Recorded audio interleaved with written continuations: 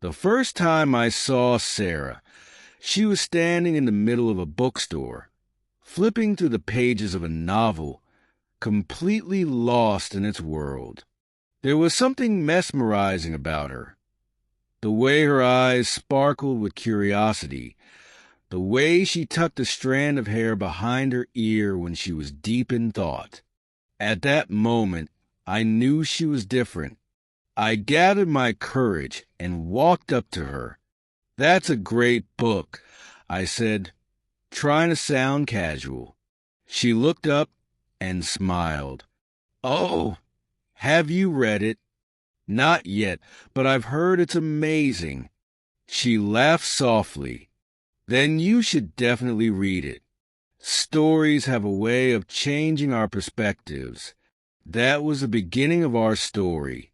From that day on, we kept meeting, sometimes by coincidence, sometimes intentionally. Our conversations were endless, flowing from books to life, from dreams to fears. I found myself drawn to her kindness, her intelligence, and the way she saw beauty in the simplest things.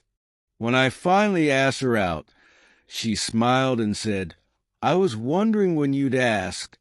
Our relationship grew stronger with time. She was the kind of person who brought warmth into every room, who made strangers feel like friends. With her, even the most ordinary days felt special. We traveled, we laughed, we dreamed together. And one beautiful evening, under a sky full of stars, I asked her to marry me. She said yes. Our wedding was small but magical. As she walked down the aisle, I couldn't believe my luck. She looked breathtaking, her eyes filled with love, her smile brighter than ever. In that moment, I promised myself I would do everything to keep that smile on her face forever. Life with Sarah was a dream. We built our home together, filling it with laughter, books, and memories. We had our challenges, of course, but she had a way of making even the hardest days seem bearable. Whenever I felt lost, she was my guiding light. But life has a way of testing us. One evening, Sarah came home looking exhausted. She brushed it off as just another stressful day at work. But the tiredness didn't go away. Weeks passed, and she grew weaker. After countless doctor visits and sleepless nights, we received the news that shattered our world. She was sick, and there wasn't much time left. I refused to believe it. I searched for treatments, for miracles, for anything that could save her. But Sarah, in her infinite wisdom, held my hand and said, "Don't waste our time being sad. Let's make the most of what we have." So that's what we did. We traveled to the places we had always dreamed of. We watched sunsets together, laughed until our stomachs hurt, and held each other close, cherishing every moment.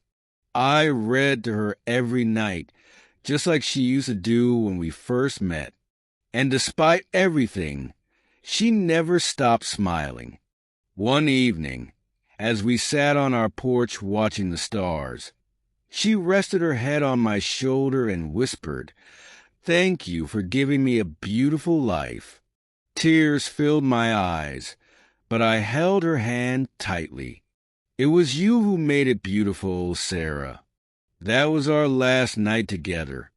Losing Sarah was the hardest thing I'd ever faced. The house felt empty. The world felt colder without her.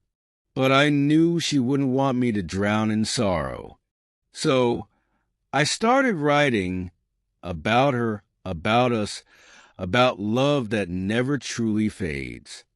And every time I miss her, I look up at the stars and remember her words. Stories have a way of changing our perspectives. And in our story, love never truly ended. If this story touched your heart, don't forget to like, share, and subscribe for more heartfelt tales.